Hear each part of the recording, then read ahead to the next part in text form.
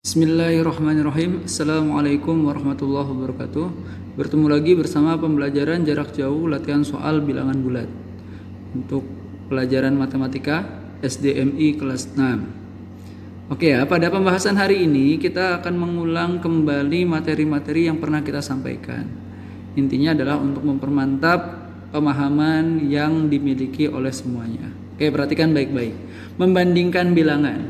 Nah, sekali lagi Bapak akan munculkan garis bilangan sebagai media untuk membantu anak-anak dalam memahami pembanding atau membandingkan bilangan ini. Oke ya. Pertama, perlu diingat ketika ada tanda seperti ini artinya lebih kecil. Sedangkan kalau tandanya seperti ini, itu artinya lebih besar ya.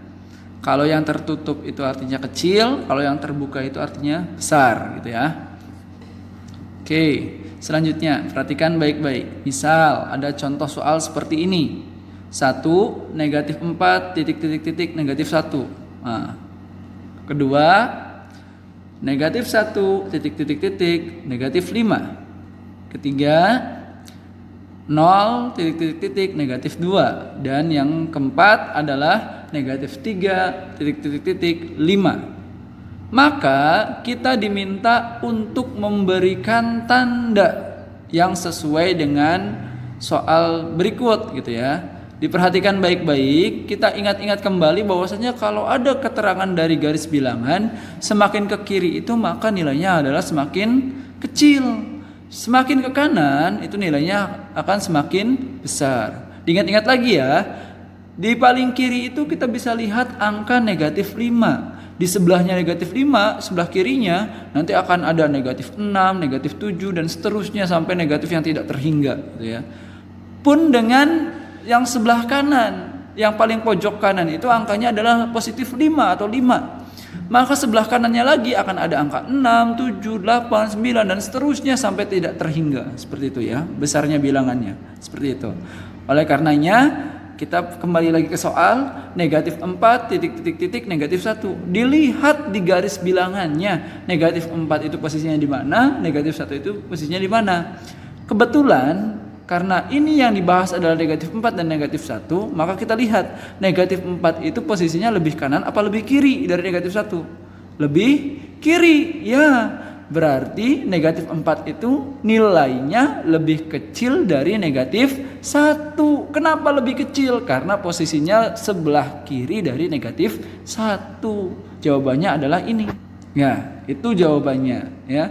Jadi tandanya adalah tanda yang tertutup ya. Negatif 4 lebih kecil dari negatif 1. Sama, ini juga berlaku untuk yang nomor 2. Negatif 1 titik negatif 5. Maka dilihat negatif 1 posisinya di mana, negatif 5 posisinya di mana. Artinya negatif 1 itu posisinya di sebelah mananya negatif 5. Kalau dia ada di sebelah kanannya negatif 5, maka jawabannya adalah negatif 1 lebih besar dari negatif 5. Tinggal bubuhkan tanda seperti yang di atas. Berarti tandanya adalah tanda terbuka. Karena negatif 1 lebih besar dari negatif 5. Karena posisinya negatif 1 ada di sebelah kanan dari negatif 5. Seperti itu ya. Kemudian yang berikutnya nomor 3. Tentunya sudah tidak sulit lagi. Tinggal dilihat aja angka 0 dan negatif 2. Berarti angka 0 itu lebih besar apa lebih kecil dari negatif 2? Lebih besar. Karena 0 posisinya ada di sebelah kanan dari negatif 2. Seperti itu. Kemudian yang nomor 4, negatif 3 dan 5. Manakah yang lebih, negatif 3 itu lebih besar apa lebih kecil dari 5? Maka dilihat angkanya negatif 3 ada di mana, 5 ada di mana. Karena posisi negatif 3 ada di sebelah kiri dari 5, maka negatif 3 itu lebih kecil dari 5. Atau kita beri tanda yang tertutup seperti itu. Ya, gimana? Mudah-mudahan bisa diikuti oleh semuanya ya di rumah ya. Dan ini untuk mengulas saja agar pemahamannya lebih dalam lagi, lebih mengerti lagi seperti itu ya.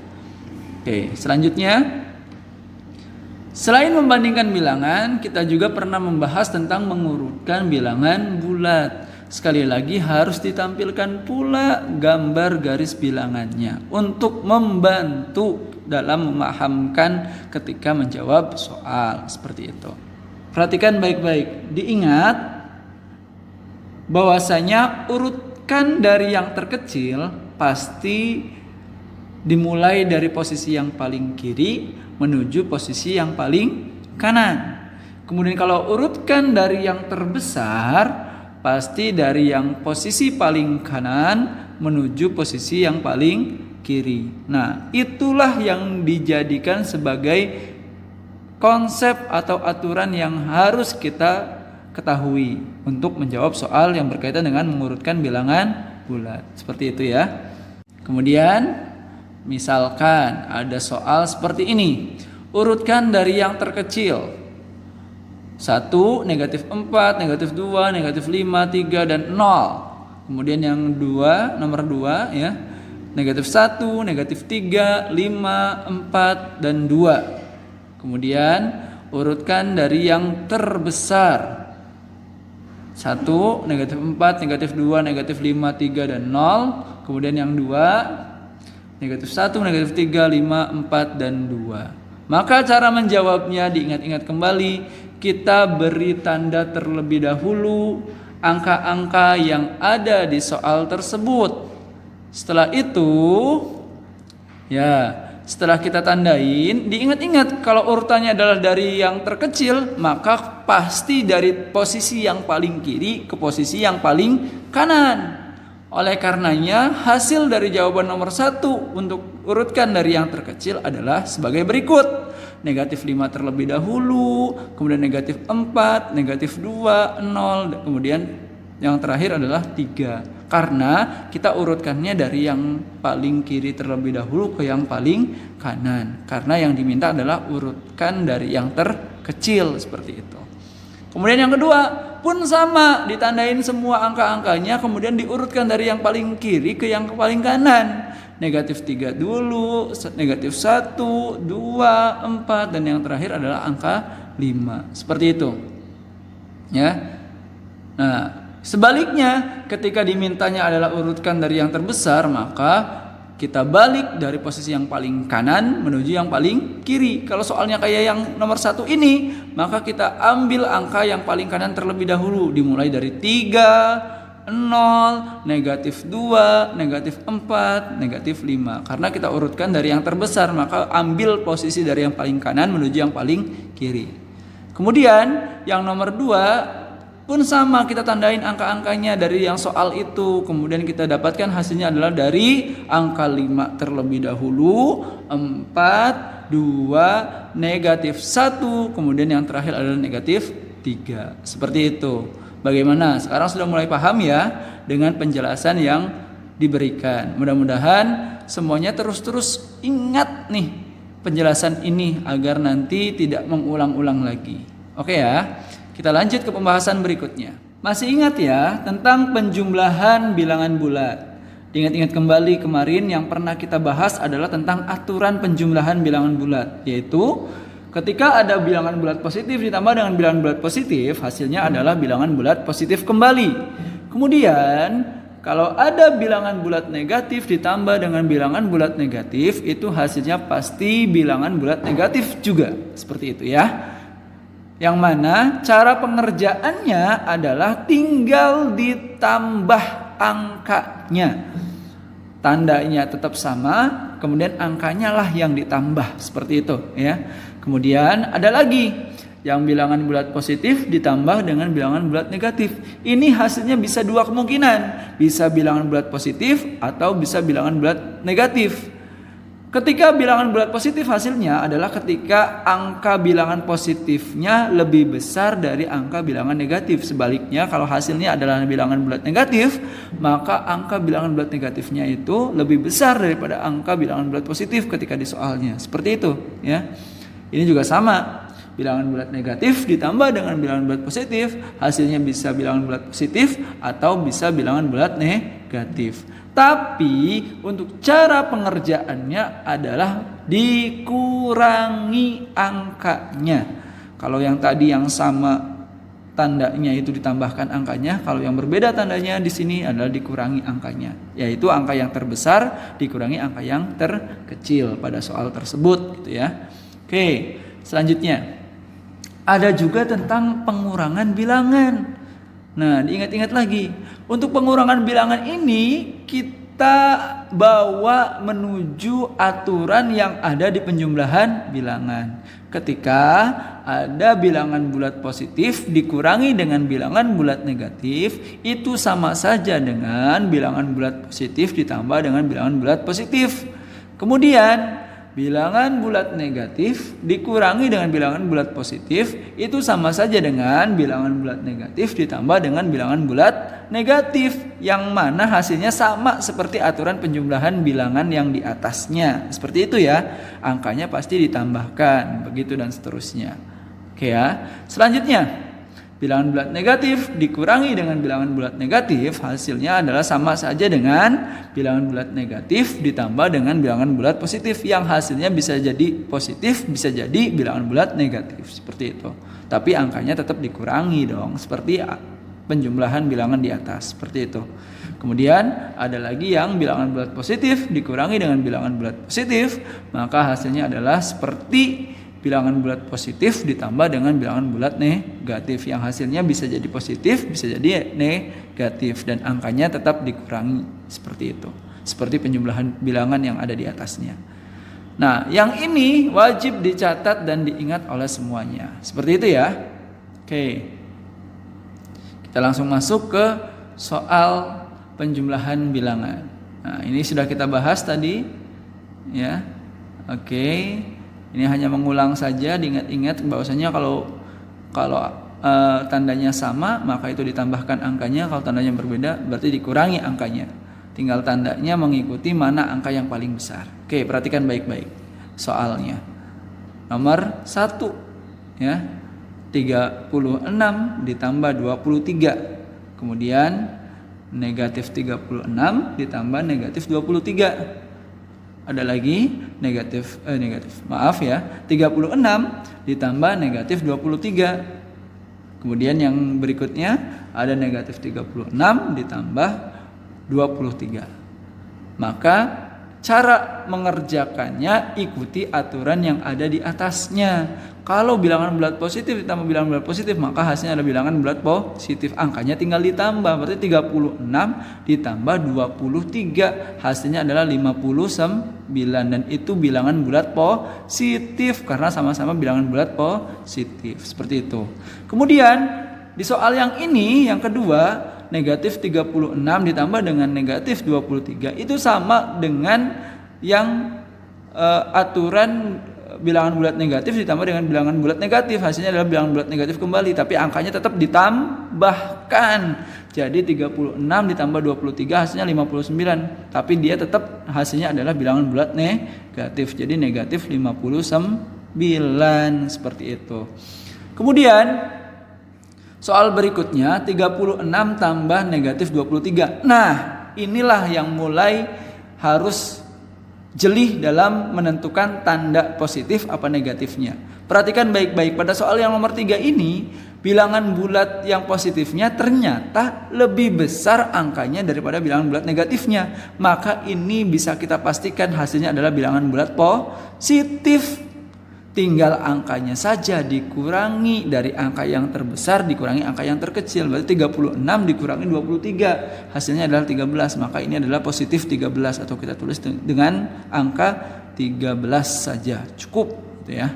Oke. Kemudian yang soal yang paling bawah atau yang terakhir, negatif 36 ditambah 23. Nah, kita lihat lagi, bilangan bulat negatifnya ternyata yang lebih besar angkanya, maka dia dipastikan hasilnya adalah negatif karena bilangan bulat negatifnya lebih besar angkanya daripada yang bilangan bulat positifnya.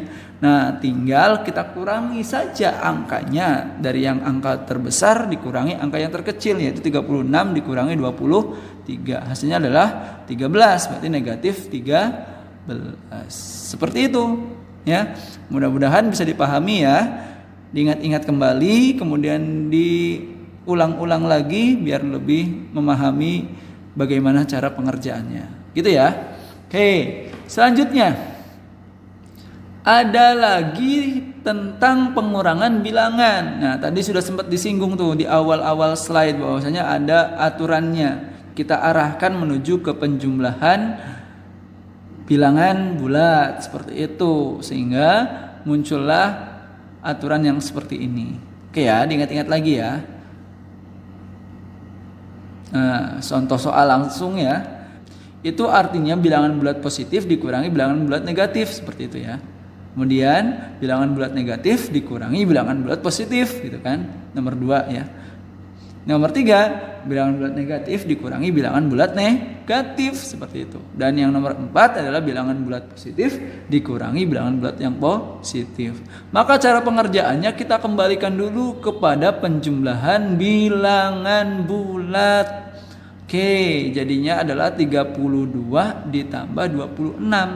Seperti yang tadi sebelumnya kita bahas, kalau ada 2 bilangan bulat positif yang saling ditambahkan, maka tinggal tambahkan saja angkanya. 32 tambah 26 hasilnya adalah 58 dan tetap bilangan bulat positif. Seperti itu.